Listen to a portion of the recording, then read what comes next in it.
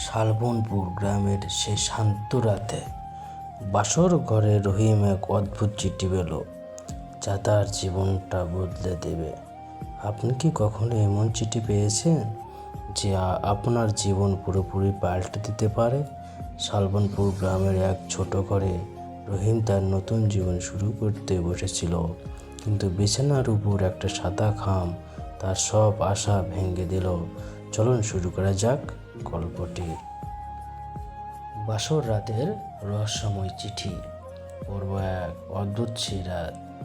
শালবনপুর ছোট্ট একটি গ্রাম। গ্রামটা ছিল খুব শান্ত, মানুষগুলো ছিল খুব ভালো, সবাই সবাইকে চিনত ভালো, সুখ দুঃখ ভাগ করত। সেই গ্রামে থাকতো একজন, তার নাম ছিল রহিম। খুব শান্ত স্বভাবের ছেলে, কারোর সাথে ঝগড়া করতো না, সবাই তাকে ভালোবাসতো। বাজারে ছোট ব্যবসা করত, কষ্ট করে সংসার চালাতো। মা বাবার স্বপ্ন ছিল ছেলের বিয়ে দেখে যাওয়া, এই ছিল তাদের আশা। অনেক দিন খোঁজাখুঁজি চলল, অবশেষে মেয়ে পাওয়া গেল। মেয়েটির নাম ছিল মায়া। খুব শান্ত সুন্দর মেয়ে, সবাই তাকে পছন্দ করলো। একদিন রহিম মায়াকে দেখলো, তার মনে অদ্ভুত শান্তি। মায়াও খুব লজ্জা পেল। দুজনের বিয়ে ঠিক হলো। গ্রামে শুরু হলো আনন্দ। বিয়ের দিন চলে এলো, চারদিকে আলো সাজানো, মানুষে মানুষে ভরে উঠলো। বাড়ির উঠান আর রাস্তা, সবাই আনন্দে মেতে উঠল। সন্ধ্যা নামতেই শুরু হলো বিয়ের সব আয়োজন, গান, হাসি আর গল্প। চারদিকে উৎসবের আমেজ, সবাই খুব খুশি ছিল। অনেক রাত হয়ে গেল, সব রীতি শেষ হলো। মায়াকে নিয়ে এলো রহিমের নিজের বাড়িতে। সবাই হাসতে লাগলো। রাত তখন গভীর, নীরব। মেয়েরা মজা করতে লাগলো, বলল বরকে নিয়ে যাও।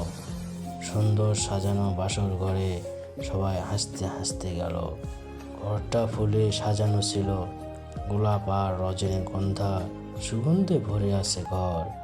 বিছানায় লাল ফুল ঝুলছে, দেখে মন ভরে যায়। কিন্তু ঘরে ঢুকেই রহিম একটু অবাক হলো, কারণ ঘরের ভিতরে মায়াকে কোথাও দেখা গেল না। ঘরটা ছিল একদম নীরব। রহিম একটু অপেক্ষা করলো, ভাবলো মজা করছে, সবাই কিছুক্ষণ পর নিয়ে আসবে। সে চুপ করে বসে রইল। সময় ধীরে ধীরে গেল। হঠাৎ তার চোখে পড়ল বিছানার উপর একটি খাম, সাদা রঙের ছোট খাম, খুব সুন্দর করে রাখা। দেখে তার বুক কাঁপল। রহিম ধীরে খাম নিল। খামের উপর লেখা ছিল, রহিম, এই চিঠি পড়বেন, দয়া করে একা পড়বেন, অন্য কেউ যেন না পড়ে। রহিম খাম খুলেই দেখলো ভেতরে একটি কাগজ। কাগজে কিছু লেখা আছে। লেখাগুলো কাঁপা হাতে কেউ লিখেছে খুব কষ্টে। চিঠিতে লেখা ছিল, আমাকে খুঁজবেন না দয়া করে, আমি এখানে থাকতে পারবো না।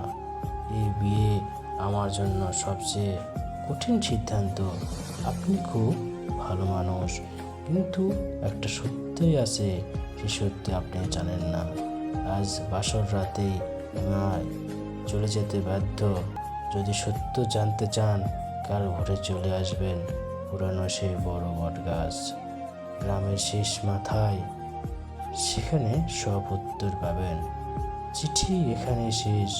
রহিম স্তব্ধ হয়ে গেল, তার মাথা ঘুরতে লাগলো। হাজার প্রশ্ন জাগলো মনে। মায়া কোথায় চলে গেল? বাইরে তখনও আনন্দ, মানুষ হাসছে, গল্প করছে, কিন্তু বাসর ঘরের ভেতরে রহিমের জীবনে শুরু হলো এক ভয়ঙ্কর রহস্যের রাত। ভোর হলেই তাকে যেতে হবে সেই পুরানো বট গাছের কাছে। সেখানে হয়তো লুকিয়ে আছে মায়ার জীবনের বড় রহস্য আর রহিমের জীবনের সত্য। রহিম জানে, ভোরে বট গাছের নিচে যা আছে তা তার জীবন পুরোপুরি বদলে দিতে পারে। আগামী পর্বে দেখা যাবে সেই খামের চিঠি খুলে রহিম কি সত্যিটা জানবে। জানার জন্য থাকুন পরবর্তী পর্বে।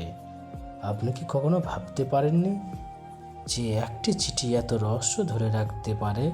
পরের পর্বে সব খোলসা হবে। গল্পটি ভালো লাগলে কমেন্ট ও সাবস্ক্রাইব করে দেবেন।